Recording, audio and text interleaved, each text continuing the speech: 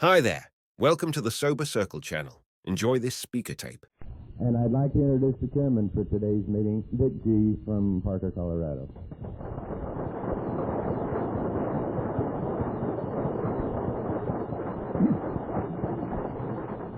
Good morning. My name is Dick Grant, and I am an alcoholic. And thank you again for having allowed me the opportunity to be here this week. I don't know how clearly we sometimes put it across, those of us who get the opportunity to be up here on the podium, but we certainly, in my opinion, and certainly in my case, do not come because I have something you need. I come because you have something that I need. And this weekend has been exactly that for me.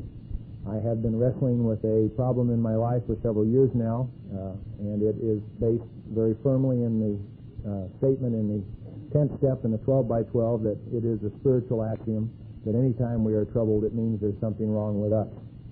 And I've been looking for the key for it, and I was fortunately allowed to talk to Joe last night at dinner and spend some time, and he told me just exactly what it was I had to do, and it had to do with fixing myself in this area, and I appreciate that very much. The fellowship has come to mean a great deal to me. I think it's particularly special somehow, and I'm a little corny. I've become much like those people that I used to make fun of during my brooding intellect period. But I believe in beautiful things and corny things like the fact that we're all here on a Sunday morning and we're all healthy and we're well and we're going to be weller by tonight. And I think that's important. I don't know what your Sunday mornings were like, but they were not much like this for me for most of my life. I didn't deserve the fellowship of Alcoholics Anonymous because I came in here with all the arrogance and the pride that you can possibly bring. When I started coming to AA meetings, and I occasionally lapse into that now, I immediately walked in and began to judge and compare everybody in that meeting to myself.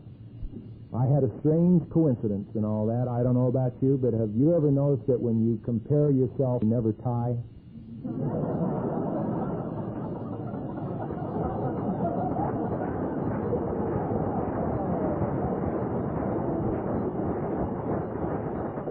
So I don't deserve you, but I would, by way of introducing Joe this morning, because chairman, chair, and speaker speak, I would like to read from you the big book, page 152, out of A Vision for You, just kind of what it all means to me. We have shown how we got out from under.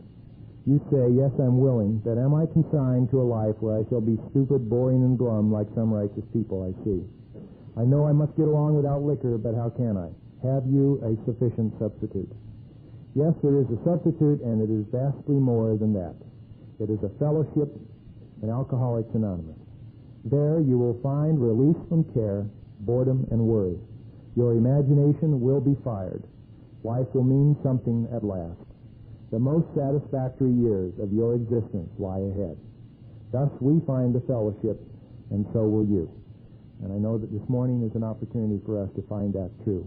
And it is with a great deal of pride that I introduce my new friend, Joe from Little Rock.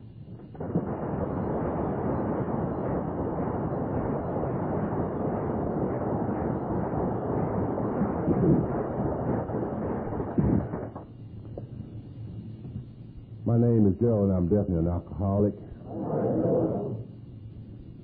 And it's due to the seemingly unending grace of God that has come into my life through the fabulous 12 steps of the program of Alcoholics Anonymous. It made such a fabulous change that I haven't found it necessary to take a drink since March the 10th, 1962, and for this I'm extremely grateful.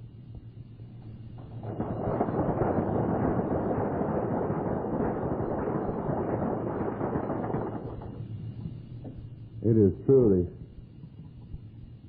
been a great pleasure to be here this weekend. I am really awed that this particular conference is something new and fresh and like a breath of fresh air. I was talking earlier, and I think that you have a problem here. You haven't been around. This is just the second year, and you haven't been around long enough to gripe and complain yet. And it's still fun. I'd like to thank the committee for inviting us. Lou Bell and I, we thoroughly enjoyed this weekend. And the wonderful people we've met and some old faces. It's truly been a pleasure, and it sort of brings me to the story of Ethel Waters. Some years ago, she was with Billy Graham in London. On one of these tours, there was a reporter that came to her asking her about to interview her, and he was asking about different aspects of the program and why Billy Graham seemed to draw such huge crowds and why people took such great interest in this great spiritual man. And she threw her head back and rolled her eyes, and she said, well, it's about like this. She said, you know, God don't sponsor no flops. Really, I never like to make a talk until I fill myself with God's grace. And I'm standing here this morning with a way of life that I didn't know existed.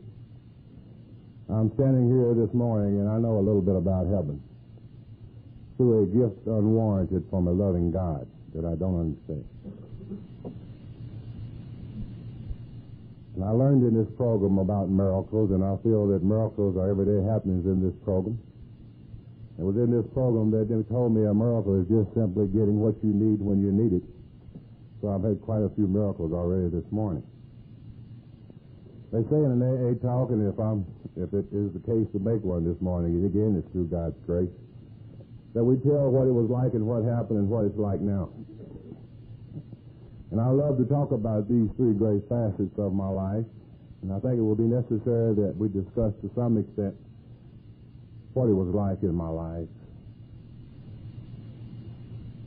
And I'm sure that we won't go on too long talking about that this morning, but usually we hear the speaker say that, and then it turns out another way. I hope not this morning. But it will be necessary that we talk about what it's like now, and I love to talk about the many miracles of my life. And I feel like I am a living miracle this morning. And I'm looking forward to many more miracles in the fellowship of the program of Alcoholics Anonymous. And I think that one of the most things we must discuss this morning is how this program works. Because regardless of where we are along the road of sobriety, we can all learn more about this fabulous program called the 12 Steps of the program of Alcoholics Anonymous. I don't know really how it began for me. I was kind of a mixed-up young fellow most of my life, sort of like getting back to Father Hillary over there. It seemed like we slang all our plunges toward him this weekend. But they say the Pope would come out on Sunday morning to bless the throne, and as they gathered in the plaza, and it was, as the Pope came to his balcony that morning, there was a huge crowd. As you looked over the crowd, right in the middle of a crowd, right out in the middle was a bright orange, hideous orange tent. And inside resided a hippie. So the Pope noticed it as he came out, so he did his sign, he blessed the crowd, and he went back in. Later on that day, he came out for another occasion, and he noticed the tent was still there. He stood there, and he made the sign down, and he blessed the crowd, and he went back in. On a third occasion, he came out, and curiosity got to him. He didn't go through with the ceremony. He got down off the balcony, he walked down into the plaza, through the huge throng of people. He went straight to the tent, and he stood in front of the tent for a while, and made the sign, and went back to the balcony. The crowd, they were stunned, and they rushed to the little tent to find out who this man was inside, why he deserved a special blessing from the Pope. And quite naturally, the hippie popped out of the tent, and he said, I don't know who that cat was. I had never seen him before. So he come up to me telling me to take that damn thing down and get the hell out of here.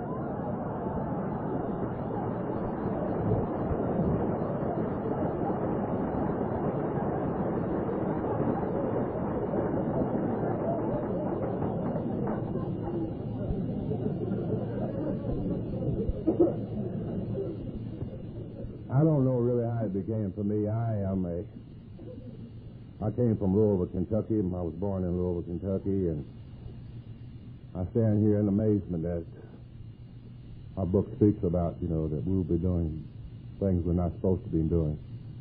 And surely this is true this morning because my life began real humble in the ghettos of Louisville, Kentucky.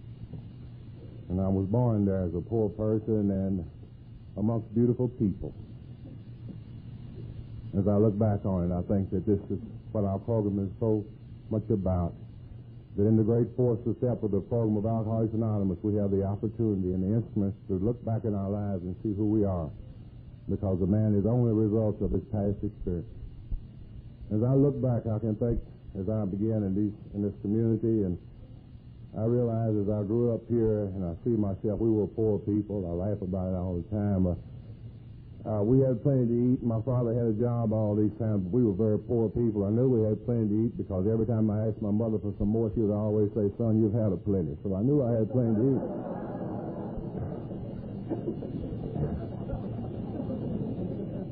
But I grew up amongst these people, and it was very strange as I look back at them. I thought I was just like everyone else. I thought I was normal. I realized today that I was not normal. Now, am I normal? I'm a unique person.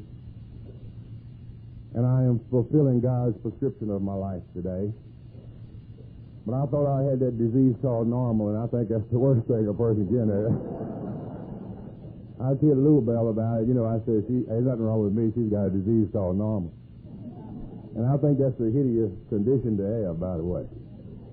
We say the end result of alcoholism is insanity or an early death. And the end result of that being normal is early insanity and a late death. So I don't know which one's worse.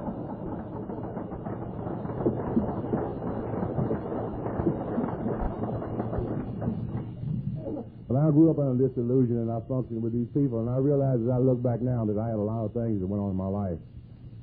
And I had a lot of uncomfortable moments and situations that would arise. And I couldn't work my way through these certain things in my life. And I lived with these things for a period of time, and there was to become a time in my life when I experienced alcohol. It wasn't on the first occasion, but I can remember back that one time during one of these emotional build-ups, I took a few drinks, and for the first time I experienced a sense of ease and comfort of the first few drinks. I really didn't know what was going on in my life, or was I to find out for many, many years in the program of Alcoholics Anonymous when I opened this fabulous big book and I read the doctor's opinion that explained what was taking place in my life. But I pursued the alcohol down to the gates of insanity or death.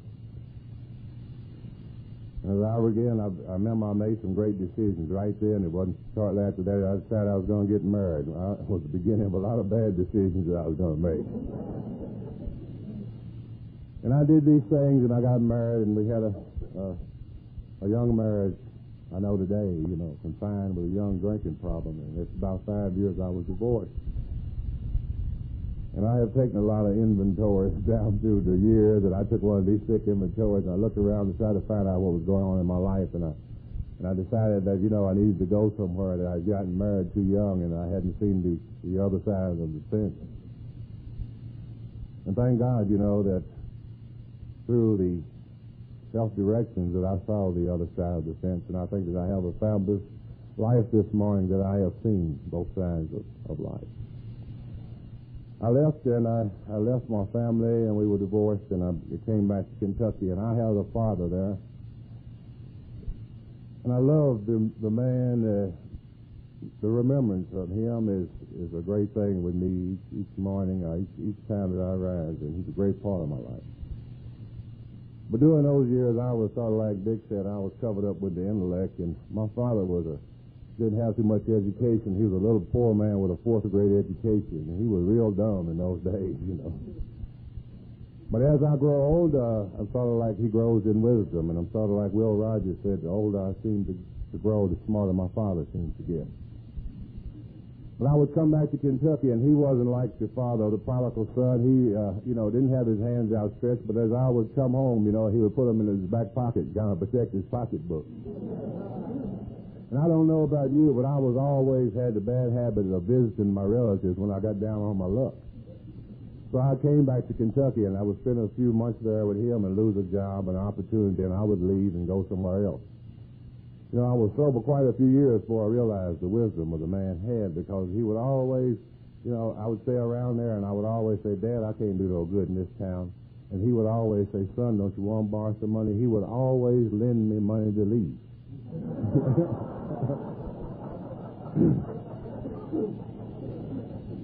So I traveled in and out of that Louisville, Kentucky for a couple of years, and my life was completely downhill. I had been with him on an occasion, and there was a spark of decency involved in me as I look back on it, although I didn't think so. And I had things kind of fall apart. And during these days, you know, I experienced the things that a lot of us experience in our lives, and surely I experienced it. You know, I know what it is to pick up a cigarette butt out of the gutter. I know what it is to be hungry. I know what it is. I know the loneliness of alcoholism. I know the suffering of alcoholism. And these are the things that I cherish this morning as I stand here. These are the jewels of my life, because my sufferings at the doors of Alcoholics Anonymous were turned into a desire to stop drinking. So I was to experience these things, and I left Kentucky, and I was off into another land, sort of like the prodigal son. And things fell apart for me, and I couldn't go back to him. So I thought about a sister that I had in Little Rock.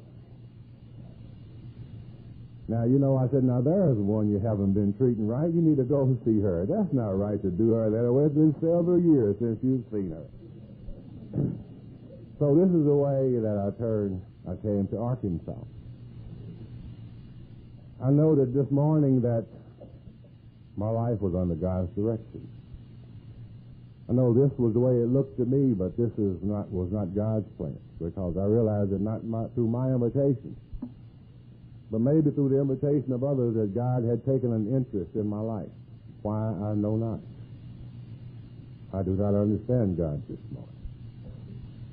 I just have an understanding of how he works. So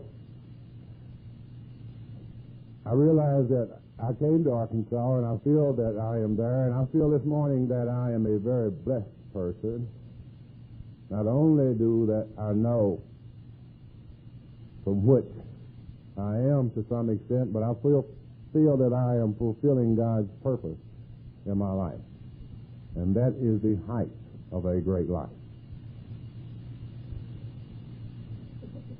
But I didn't know that at this time. I didn't know what this was all about. So I remember as I came to Little Rock, and I never shall forget who I am. You know, we hear a lot of great things about living. And one of the most things that you hear, and I don't know, I was confounded in, you know, you got to have goals. You got to know where you're going. This is great, you know. This is great. We must know where we're going, and we must know who we are. Well, we sure better than hell know where we came from. And I know from which I came. And as I came into Little Rock that morning, and it was early morning, and I got off the Greyhound bus, and I think about it each time that I go down where the bus station is, and I see myself at the bus station there. And I had a very small suitcase that wasn't too crowded. And I work with alcoholics each day, and I don't know if you have the opportunity to visit with some of these things, but I don't know why it is about a drug suitcase. They don't never work. You always got to tie a necktie around one, and I had one of those. And this is the way I came to Arkansas. I remember, and my sister, you would really have to know her. She is a very spiritual, religious person, spiritual person. Her husband is a minister now, but then he was a lay minister in one of our churches. And this is a hell of a place for drunks to end up with people like that. I don't know why we seem to always get hung up with those kind of folks, but here I was in a particularly uncomfortable situation. My drinking was terrible at this time. My life was shambles. And here I ended up with these type of people. And I got me a job, as I could always do. I had plenty of professions by this time. Quite a few years ago, I heard a guy that came to me. You know, we have all kinds of things going on in the field of alcoholism. A guy came to me, and he wanted to start a training program for alcoholics. He thought he had a great idea. And I told him he ought to try an untraining program, because everyone I seen had too many professions, you know. But really, I was well trained, so I got a job and things. The way God worked in my life, He gave me a period of stability, even with my drinking. And it was during this time that my sister and her husband, they would get ready for church, and they still do. God bless them. They would get ready for church every Sunday morning, and I could see the shoe shining bit and the kids, and everybody was getting ready. And here's the old drunk uncle trying to lay in a little bit. And they would start to hint about church, and finally, after a couple of weeks, the hints sounded like threats. So I broke down one morning and went to church with them. And I think that, God uses people. God works through people. And for this morning, God placed the first person in my life, Lou Bell, my wife, my Alana. And as I look back, and she tells it a little different, but I can only tell it from my viewpoint, I know how she must have felt seeing this fine-looking young man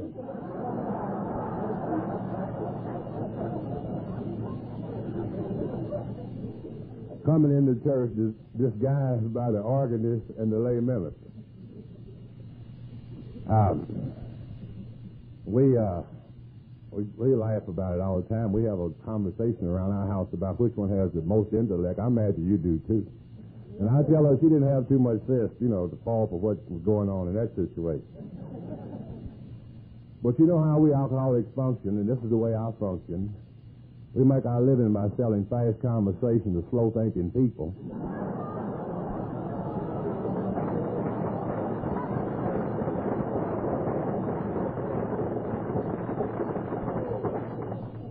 And I gave her a good whiff of this, and we were married in about 3 months. Now, I laugh about now, and she doesn't catch on too fast, but when she starts catching on, she comes on with a bang, And we were married on a Christmas Eve of that year, and I took off to, I was a great celebrator. I think most of us are. We like to celebrate. Every occasion, as Father Hillary said last night, we create a celebrating occasion. And quite naturally, this was a momentous thing, getting married. And, of course, we couldn't afford a honeymoon. She had to go to work, so I stayed home and took one there by myself. Like the guy said, I was a go-getter. Take her to work and go get her,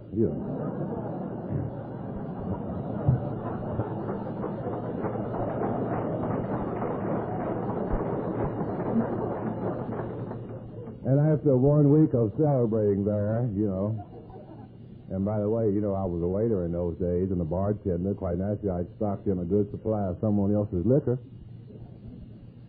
And after 1 week of celebrating, I know that the hurt that came into her eyes. Because Saturday, and we were married, and the drinking was Sunday. And when she came home Monday afternoon, I could see the hurt that was in her eyes as she saw me still sitting there drinking. And she began to learn, she began to have the realization of what was going on in her life. And this is where it began. After 1 week of celebrating, and this is really unique, you'll never hear this, and nobody else will say this. And this is why, after 1 week of celebrating, 1 week of marriage, I made my first trip to the nut house. 1 week. And I know how she must have felt when she went to the church Sunday morning and someone said, "How is marriage life?" And she said, "That fool's in the nut house." So that's where I was.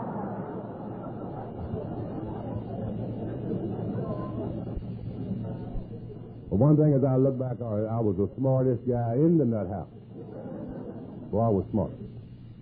I have a friend of mine that tells me that the only thing really, the best way to explain it, he says, I realize that what I was at that time basically is no other way to explain it, that I was just a smart ass. That's what I was. Of course, the guy says a smart ass is a guy who can sit down and 5 gallons of ice cream and tell whether it's strawberry or vanilla.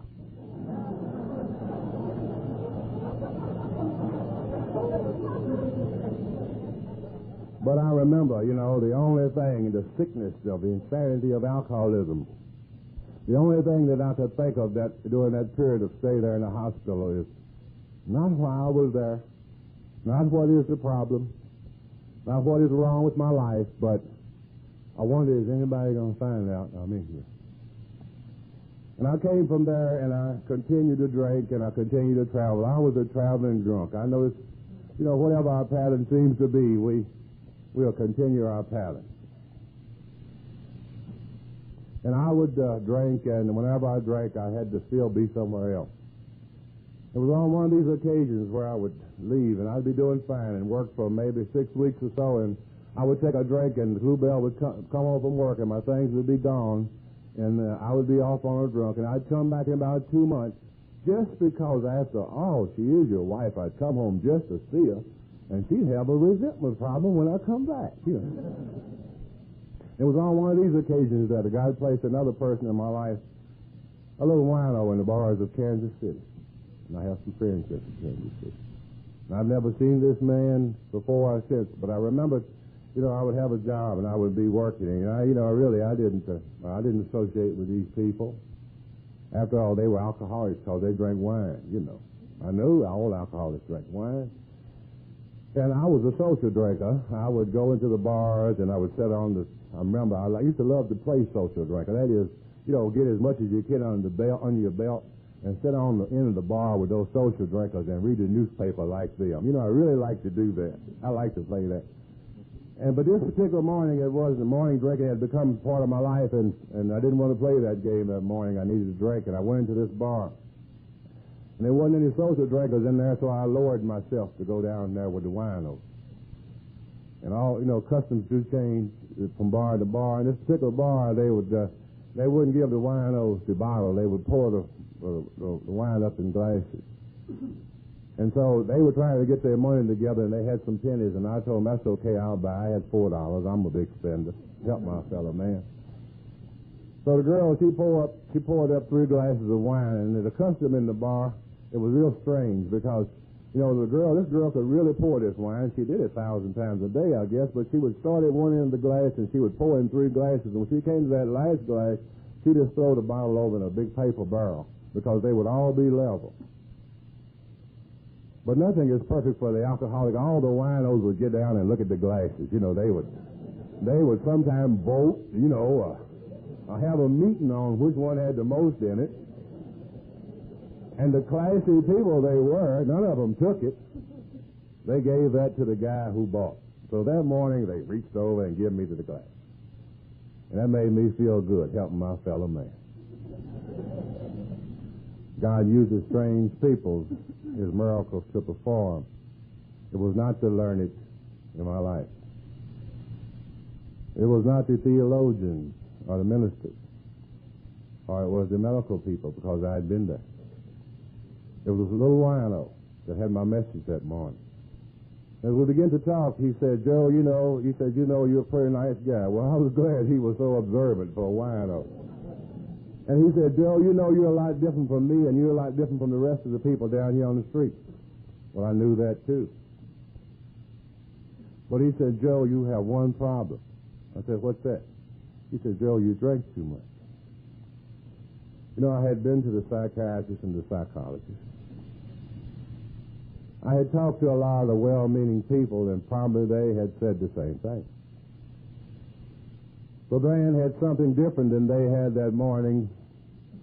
Van looked like a man who should have known what he was talking about, because he was standing in the middle of a great big drinking problem. When he said this, I heard another human being for the first time in my life. I tore from that bar and trying to say that I did not hear this, and I tried to get this some way, but the seed had been sowed. I worked there for a couple of weeks, and finally I had in sheer desperation to get out of that town, and it was very difficult. So it took me about a week. Every night I said I'm going to leave and I'm going home, but I would get drunk.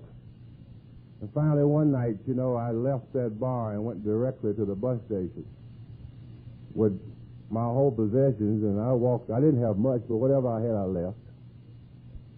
And I came back to Little Rock because I had a drinking problem. I wasn't an alcoholic, and I see a lot of these every day. This was progress, and I grow slowly. I came back to deal with this thing, and I came back to quit drinking, and I shudder when I hear those words. Really shudder. I didn't drink for 9 months.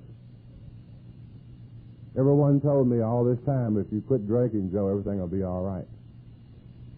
And I quit drinking, and everything wasn't all right. I quit drinking, and the thing that the great doctor speaks of was still there. I was still restless and irritable, and I was discontent. And I could not experience the sense of ease and comfort that came with a few drinks. And my boss was happy, and Lou Bell was happy, and everybody was patting me on the back, telling me how great I was. And I was dying daily inside. Apparently one morning, something took place in my life that is spoken in the big book of Alcoholics Anonymous. The day will finally come when I will not have the power within myself. And this is what was so great for me when I came to the program of Alcoholics Anonymous, that I think that we have the opportunity to share in our lives with the experience of the first 100. And I was glad when I was open to this volume and I was to read about this, and this thing had taken place in the lives of others. Because at this point I thought that I was unique, and when you think that, you're just sick as hell. So I took a drink, and the same thing happened, and again after 6 weeks or so, I ended up sick and broke and ready for the program of Alcoholics Anonymous. And Dick and I was talking about it last night. You know, I didn't have the opportunity of surrendering to God, because at this time I didn't know God, and I don't think that's important. I had to surrender to me. And was sitting in a bar one morning in complete desperation. As it began, an idea came to me that I cannot go on any longer. There must be something better in life. A complete surrender. The next moment I noticed I was turning off of that bar. And surely it must be the beginning of a miracle when a real alcoholic of my type quit drinking and gets off of a bar with $2.50 in his pocket and calls a cab and wastes that last $2 on cab fare to the nut house. But that's what took place that Saturday morning. A beginning of a fabulous miracle called Alcoholics Anonymous. And I don't know, I remember as I walked into the doors of that institution, and I don't know if any of you have had the opportunity, surely not this particular one, of being in these sort of settings. We didn't have the detox wards in those days as we have today in Arkansas. We were way behind, thank God, maybe. And I see these beautiful places, and I know that they're very fitting and serve great purposes, and I'm all about bringing them about. But I'm glad they didn't have it in my days, really. Those things didn't work too good for me, and if they'd had all those silk sheets and all those pretty nurses that they got now, they would have detoxed me to death, because I'd still been laying there.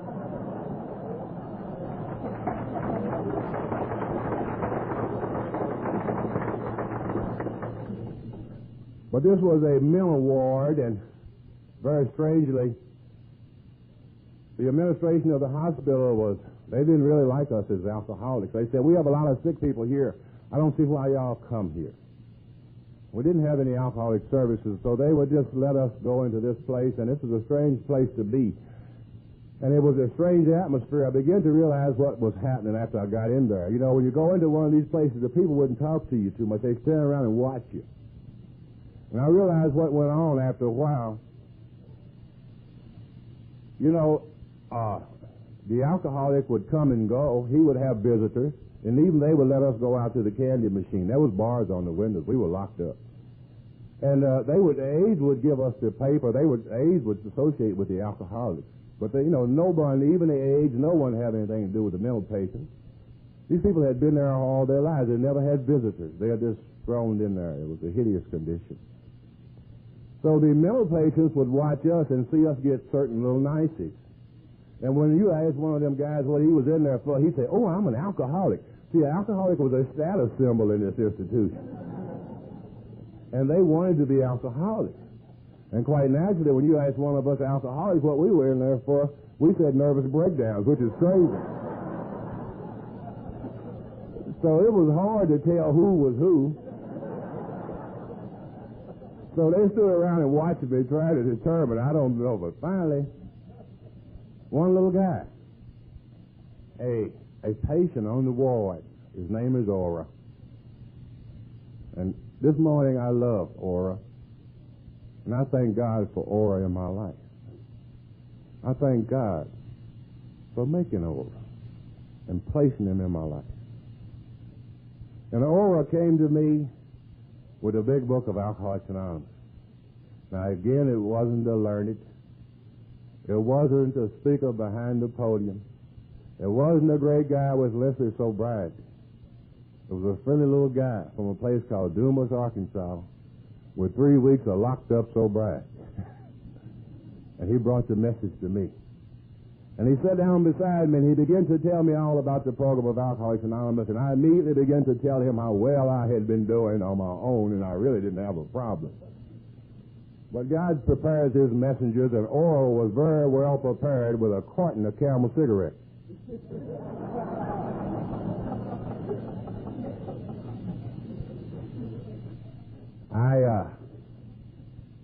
God's grace is sufficient. But I remember as we sat there, and I was, I told you I had $2.50, and I blew about $1.90 on that on cab, and shot up the rest of it on a couple of candy bars, and I was busted.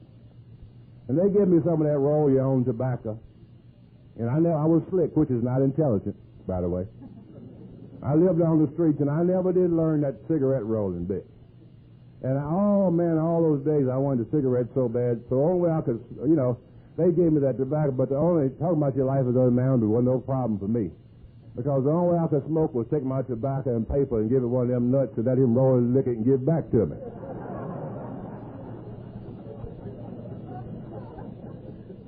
And here that guy was with a whole cart.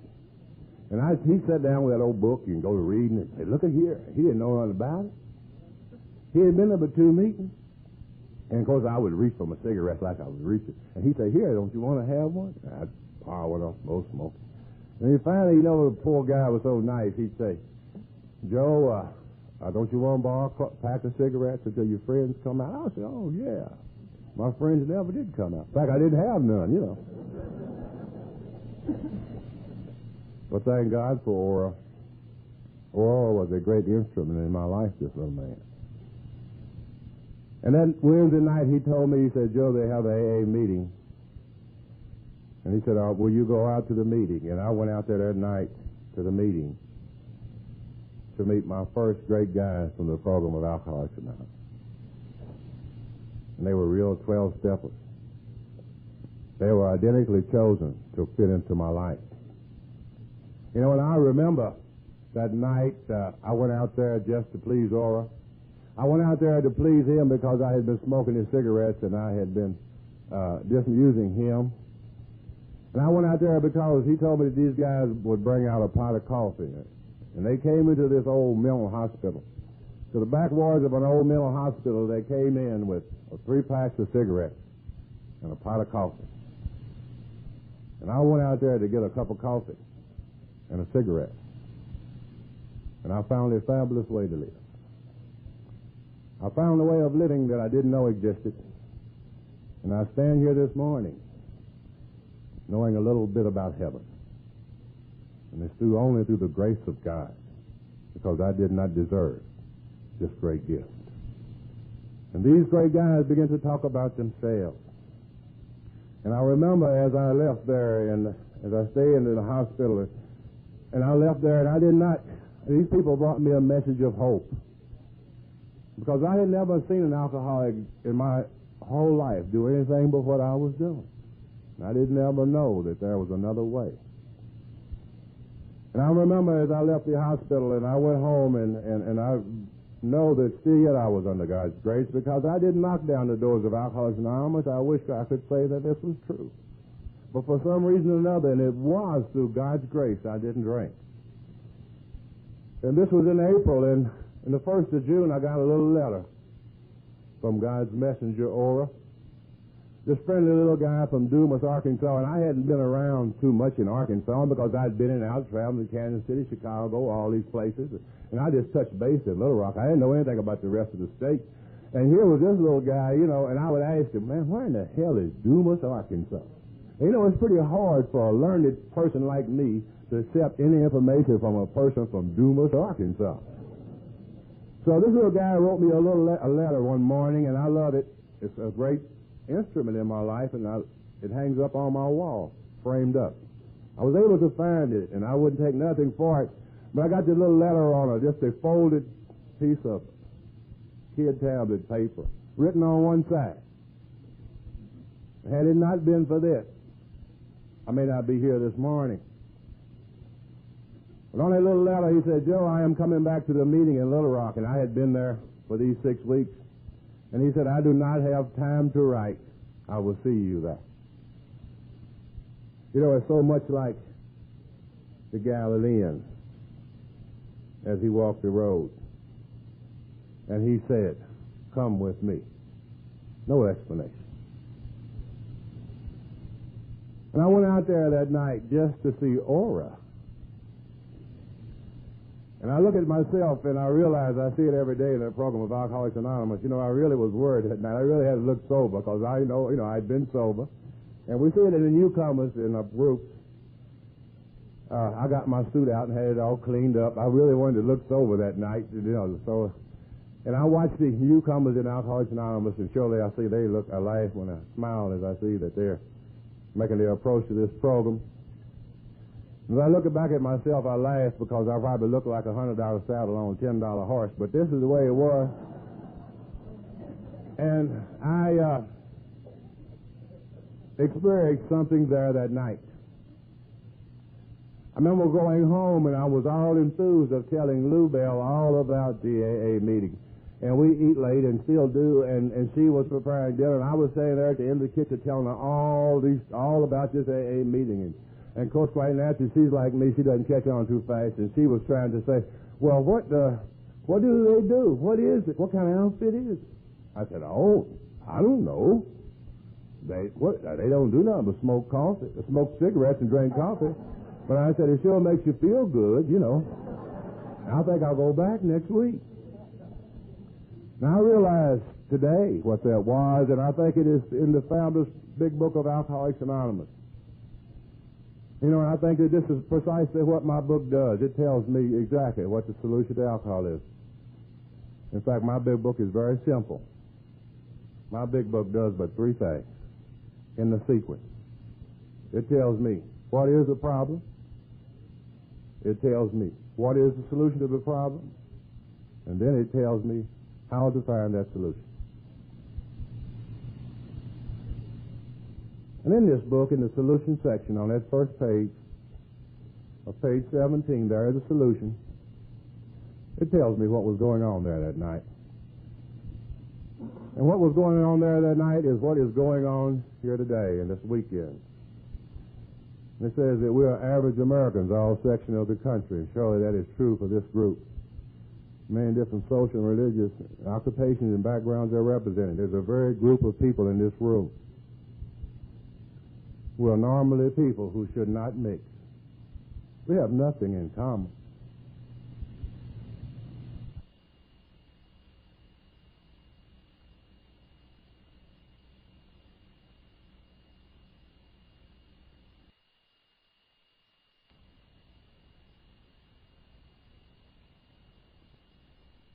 Moment of disaster.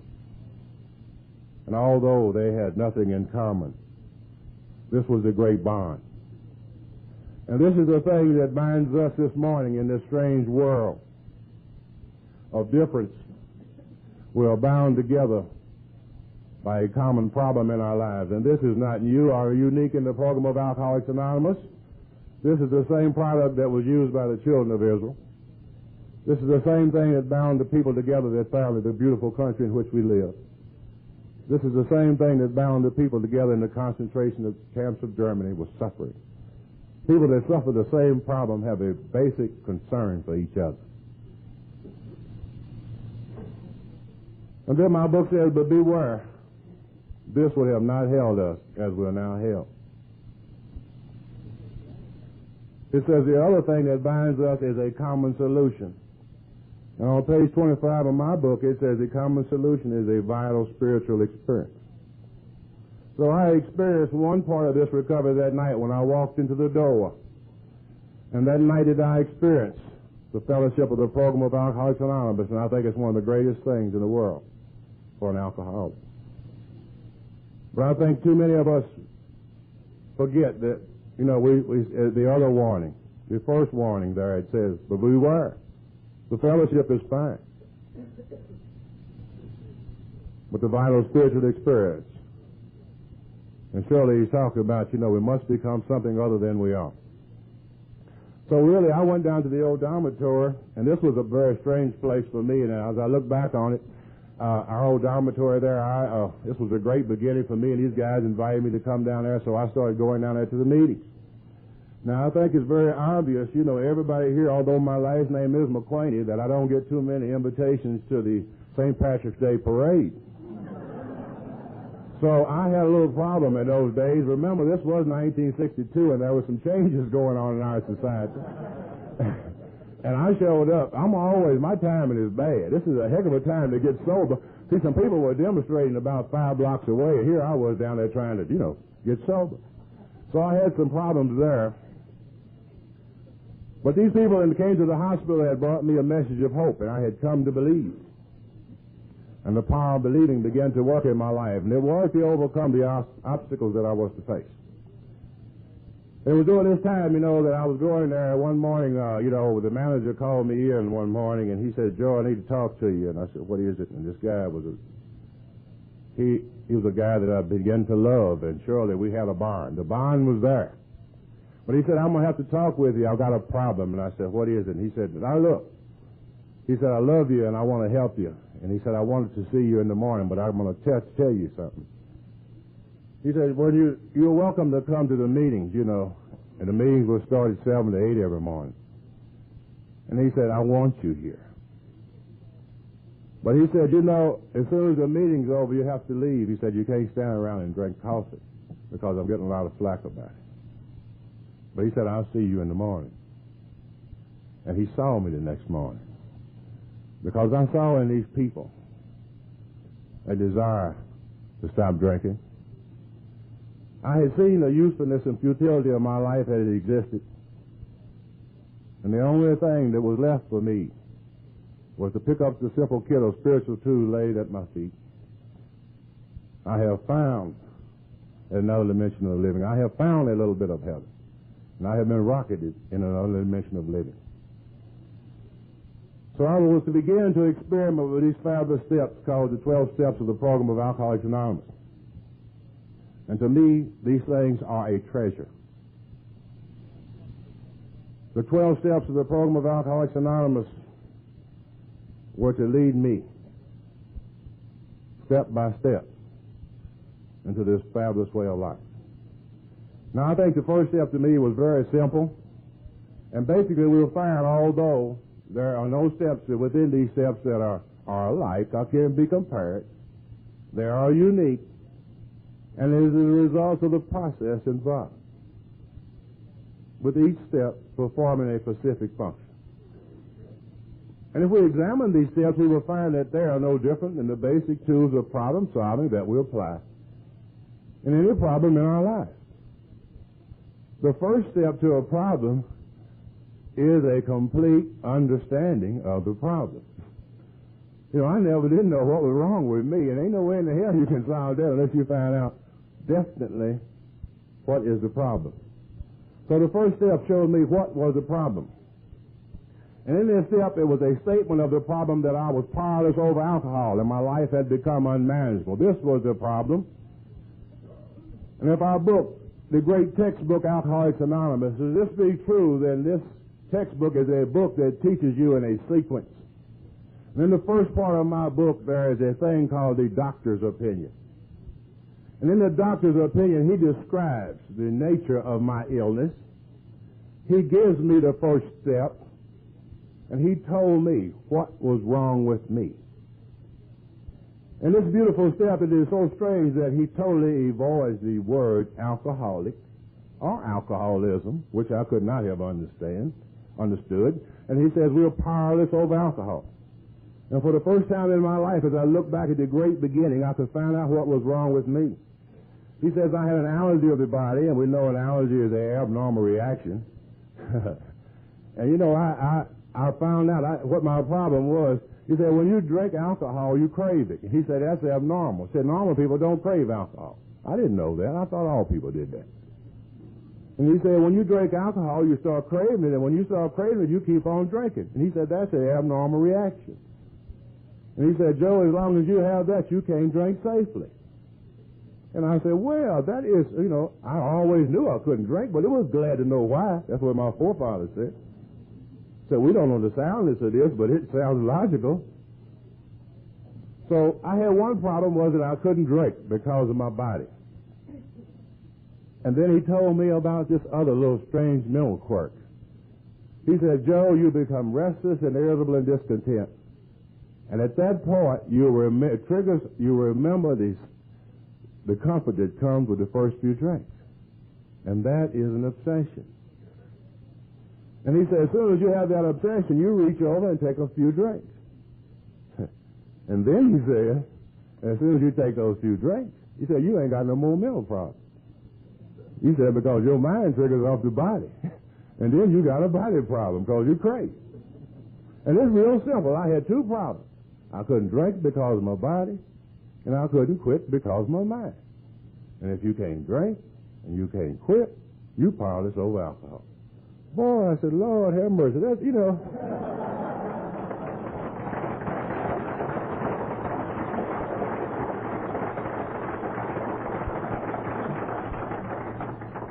So I saw where I was.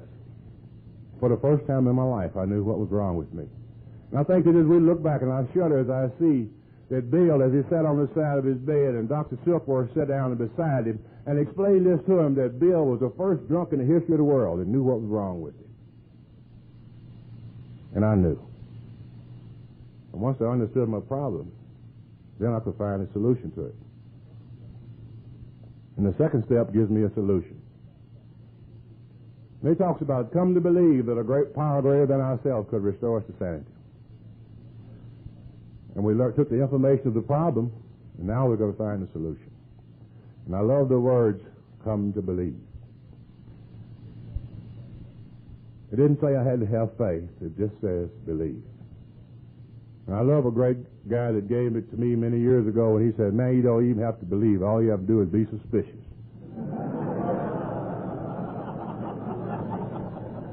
And that's about all believing is weak. You know, we look at this beautiful hotel or the airplanes or the highways, and all the structures that man has created are beautiful. But it all began by some man believing that it could be done. My book says that as soon as that man can believe or become willing to believe, we emphatically show him he's on his way. Because it's upon this simple cornerstone, a wonderful, effective spiritual structure can be built. This morning I know God's works.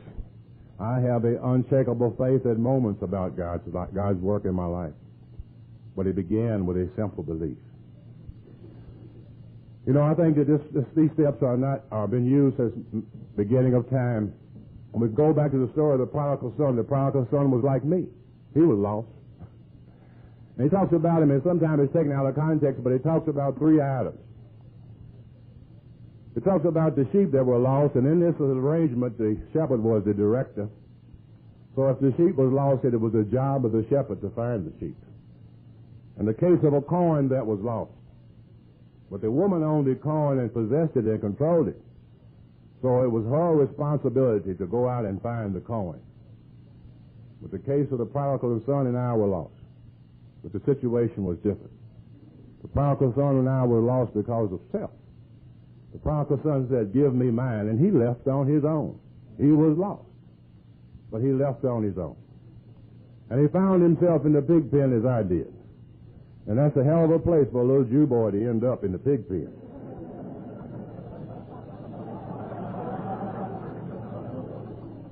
And there I was in the pig pen. But I was blinded by self, as he was. But the secret to that story was that he came to himself. He took the first step, and he said, I'm in the pig pen. And this is what I did when I took the first step. And after taking the first step, he came to believe. Because he says, I believe the people at my father's house are eating better than this. But only after finding himself. I'll get in trouble with the Al-Anons about telling the rest of that story. But after he got home, they killed the fatted calf. And this other brother, boy, he got hot. He said, he's been running around with prostitutes and everything, and y'all come back, and I've been good all the time. And now y'all having a party for him. They say that was the guy that started Al-Anon.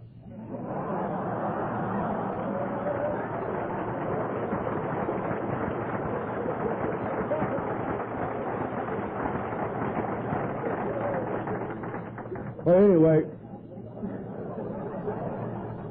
I'll get it for that. After I took the first step, I had the problem, and the second step showed me a solution to the problem. And then the beautiful third step says make a decision. And we learned that the word decision comes from the Greek word dissect, which means cut two facts in half. And this program had given me two facts, one that I knew was bad and one that I believed to be better. And my book says I stood at a turning point. I looked down the road that I knew was bad, and I looked up the road that I believed to be better, and I stood at a critical turning point in my life. And through God's grace, I made a decision. I made a decision. I turned from what was bad toward that which I believed to be better. And I made a decision to turn my will and my life over to the care of God as I understood him.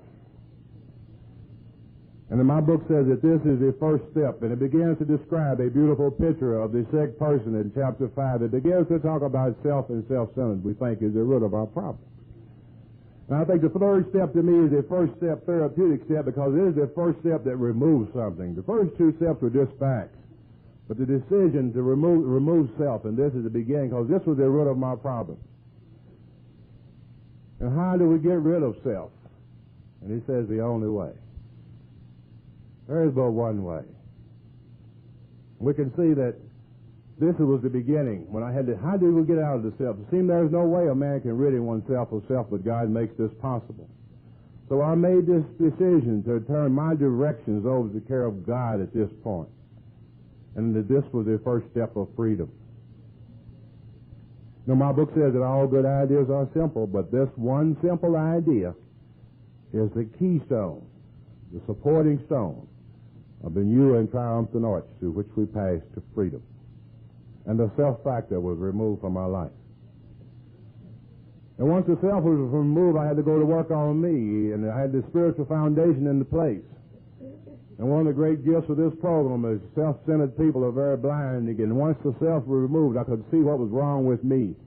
So in 4, I was asked to take a search and fearless moral inventory, a great opportunity to look back and see what I was. And I was able to see because it said the liquor was but a symptom of my problem. We had to get down to the causes and conditions. So in step 5, I was able to identify the things that had been causing me to drink. And I love the beautiful work 12 and 12, where it says, and it describes this thing in such beauty, that man has certain natural instincts for a purpose, and surely they are good. We have the ability to exert ourselves, to be comfortable within ourselves, resentment and the self-drive. We have the ability to harvest food and construct shelter, fear. The ability to reproduce, sex. Surely these are right and God-given. God put great instincts in me and you so that it would create the society that he wanted. Loneliness is great. It's probably what brings us together. Fear protects us. All these are instincts and God-given. They serve a useful purpose. And he says, see, yet the same things that are God-given and useful often become overdeveloped and begin to be destructive. So because of self, I realize today that self-centered people are resentment-prone. They fear-prone. When I'm alone on self, I have fear. And you know, you really can't hardly have one of these bags unless you use the word I. You know what they did to me? And the I and me are the products that cause these things to become painful. So in step 4, I identified these things, and it said list them, and I listed them in order, and as it said, resentment, fear, and sex. And I identified the things that had been causing me a problem, and in step 5, I brought these things to the surface by relating them in these beautiful 3 little steps, relating them to God first, and then myself, and then to another human being. A very beautiful step that is not a removing step, but still one that brings things up where they can be eliminated. And after these things are brought to the surface in 6 and 7, I began to make some adjustments. And I was able to work on my character defects in step 6, the overdevelopment. And in step 7, I asked him to humbly remove these shortcomings by helping me grow. And I found out I had a lot of shortcomings, and one of my greatest one was the ability to love. You know, I learned in this program, I use that word love. I never did know what it meant until I come to the program of Alcoholics Anonymous. I had a lot of that Hollywood version where it's been distorted there. But they told me simple love was nothing but a concern for your fellow human being. When I asked myself, Joe, who are you concerned about? I saw the lacking of love in my life. And you know, self-centered people are not very concerned about other people. So I asked God to remove this and to help me grow. I was short of tolerance, patience. These are my qualities of self-centered people. I was short of wisdom because I had traveled on self-knowledge, and that's bad, my book says. And I was sure I was lacking on humility. So in 4, 5, 6, and 7, I worked on me. In 1 and 2, 3, I got right with God. In 4, 5, 6, and 7, I worked on me. In 1, 2, 3, I worked on self. In 4, 5, 6, and 7, I worked on the attitudes that come out of self. And my book says, you know, after 5, 3, you'll have a beginning. And after 5, I was entering a spiritual experience. But then it says we must go farther because we find out that people that are self-centered have bad attitudes, and when they got bad attitudes, they affect the lives of others. So we got a section of steps to deal with our relationship with our fellow man called 89. In step 8, I was able to make the list, identify my people problems. And in step 9, I was able to clear it up, and it told me precisely how to do it.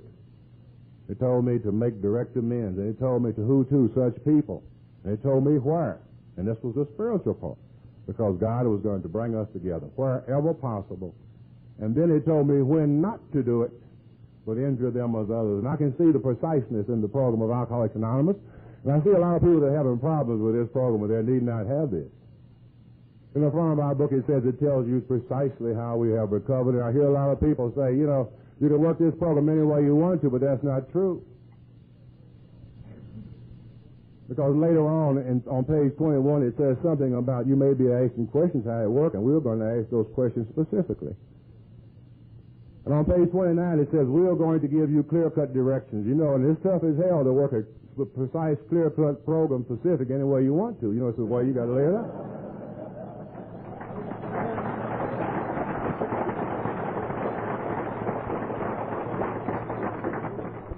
So in 8 and 9, I cleared up my relationship with other people.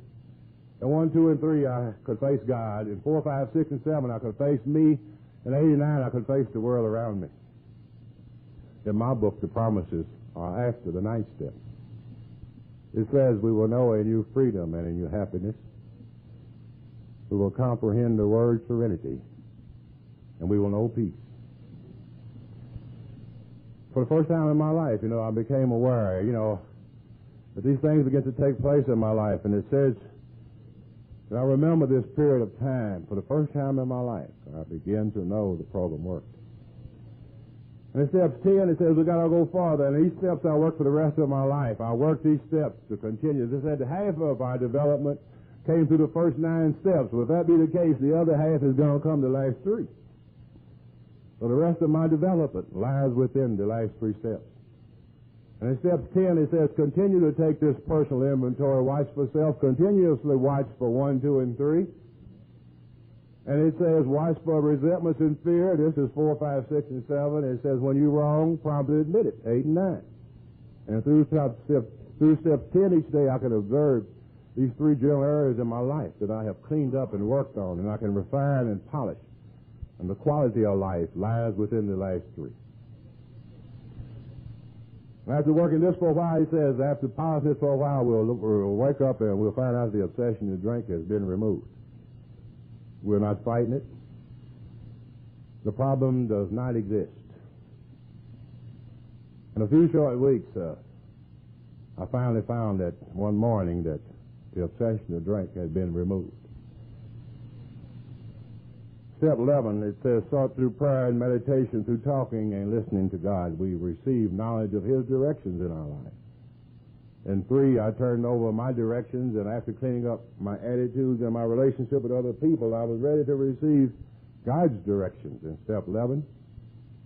And through talking and listening to God, I can learn and practice, and it takes practice to listen for God's directions, and then the power to carry out these great instruments in my life.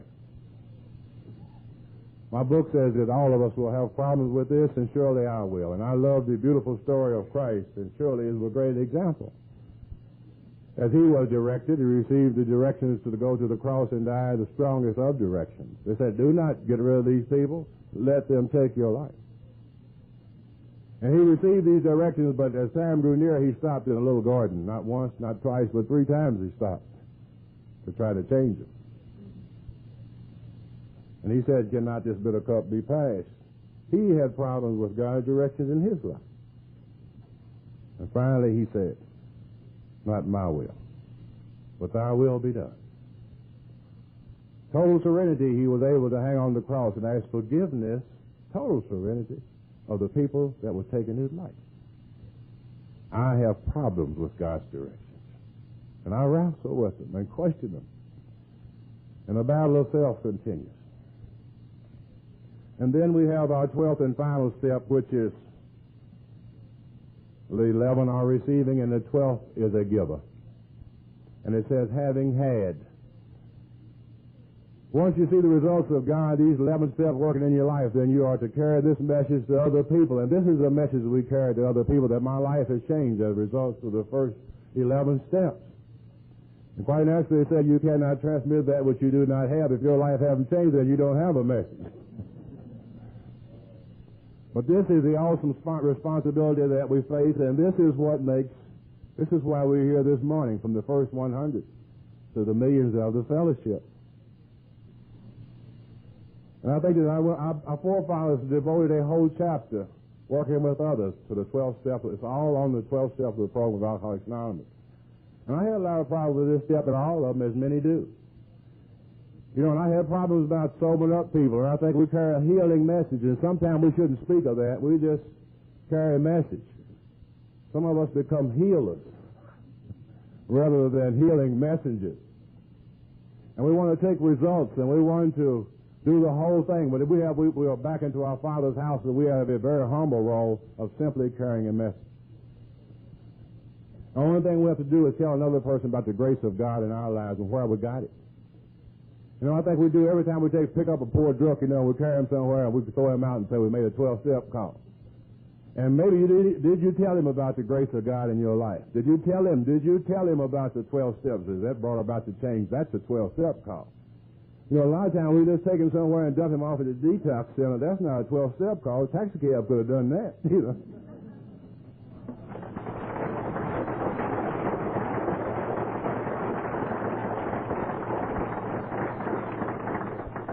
But we have the awesome responsibility.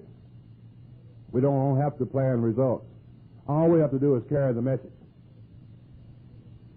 You know, there is not but one great messenger that sticks in my mind, as I always talk about the 12 steps as a great example, and I like to use parables of the one you know, associating with yourself.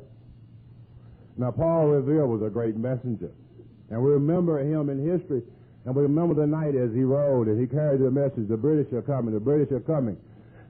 He did a one hell of a job that night, and the message was effective, and the results was good.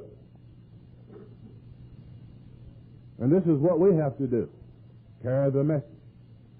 And you know, you look at Paul Revere, we say him sitting astride that beautiful horse as he was carrying the message, he was riding that horse, he was looking back, telling them the British are coming, the British are coming.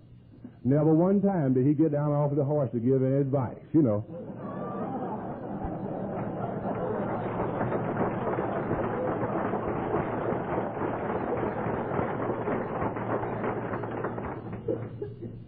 In closing, my life has completely changed as a result of this beautiful process called Alcoholics Anonymous. How it is now, and there are many, many things that I could share with you, but time grows short, that have taken place in my life, and I can only associate it as I thought with Father Hillary last night of the astonishing progress through the grace of God. And this is one thing we as people see. And surely we must share this with those that hear this morning only a message of hope. As I told you, you know, I could not go to this place and remember the doors of AA was open, and these people opened their hearts to me, and I don't want that understood. But if the facilities there, you know, for the alcoholic did not exist for me, and there wasn't a door open for me. So I stayed there around that old club, and I met the friend, and these people took me under their arms. And after a while, you know, I was asked one Sunday morning to go to the penal farm. And this was a kind of a medieval situation, and I went there with a coffee pot with some guys to carry the message to some people there. And I was to go there on Sunday morning, and I went for about 10 years, and this was my life. And I began to enjoy these people, and I began to pour in their lives. And I didn't know why. And during that time, you know, the same places I couldn't go to get in, they finally, you know, through God's growth, through my growth, through God's grace, you know, I was invited to serve on the board of directors of that facility. And then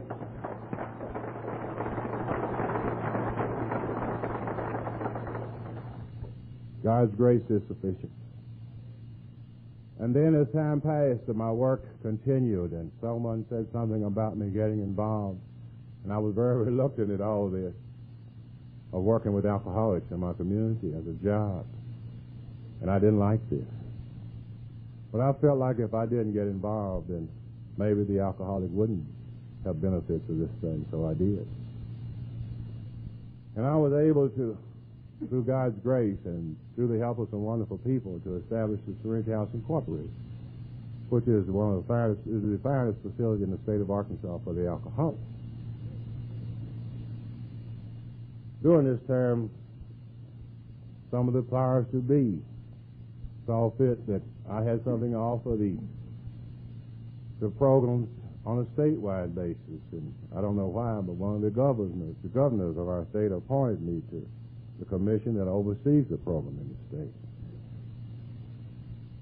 And you know, I was awed, and I stand here awed this morning at God's grace that, you know, Wednesday just passed, before leaving, that I sat at a table in an office of the state of Arkansas at the end of a long table and chaired the commission that oversees all the programs in the state of Arkansas. And 17 years ago, I couldn't get in one.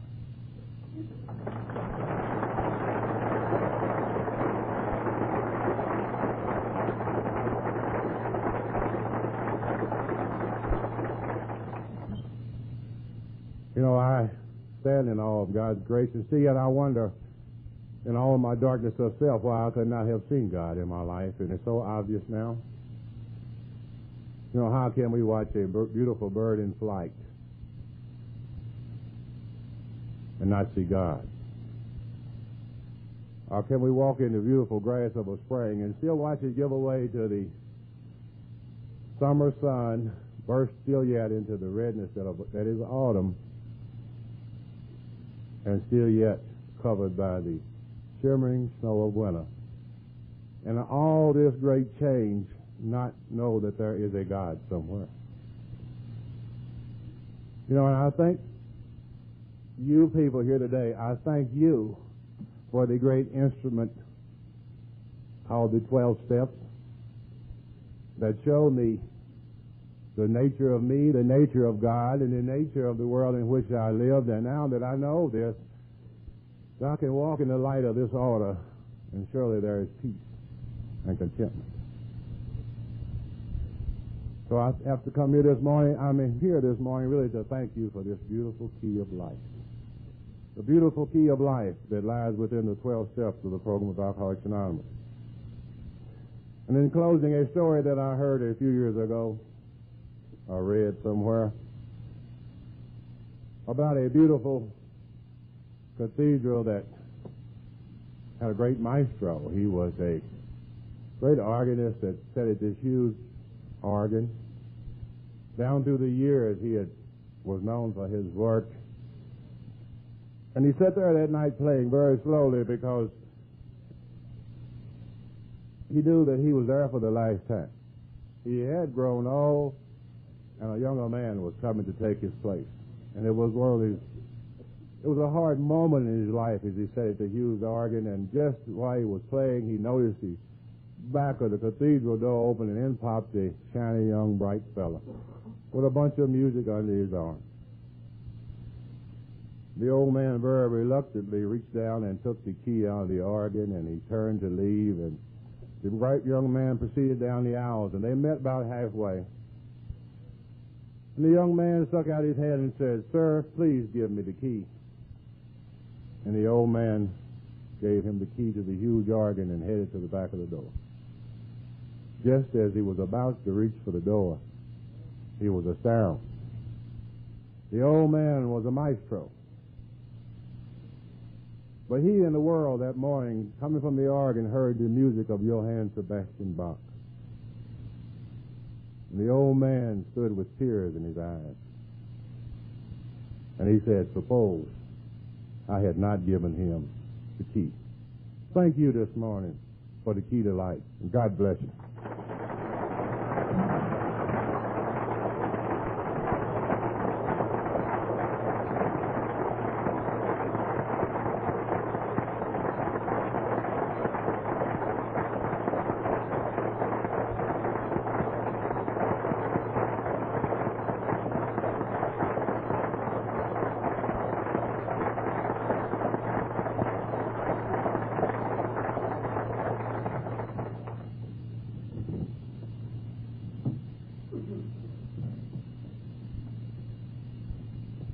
Thank you, Joe.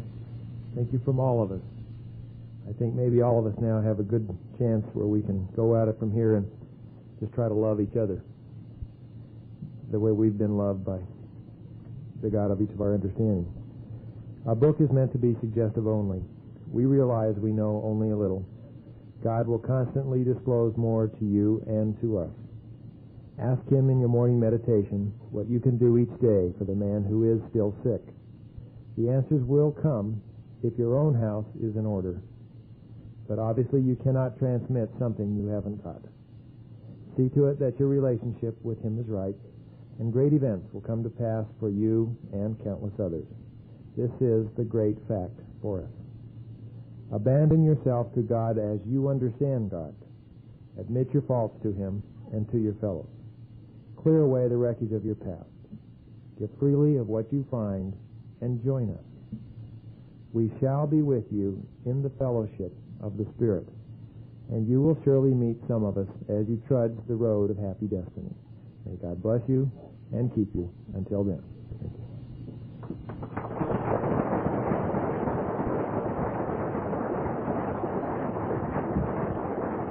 Thank you. That's right on Sunday morning, Joe.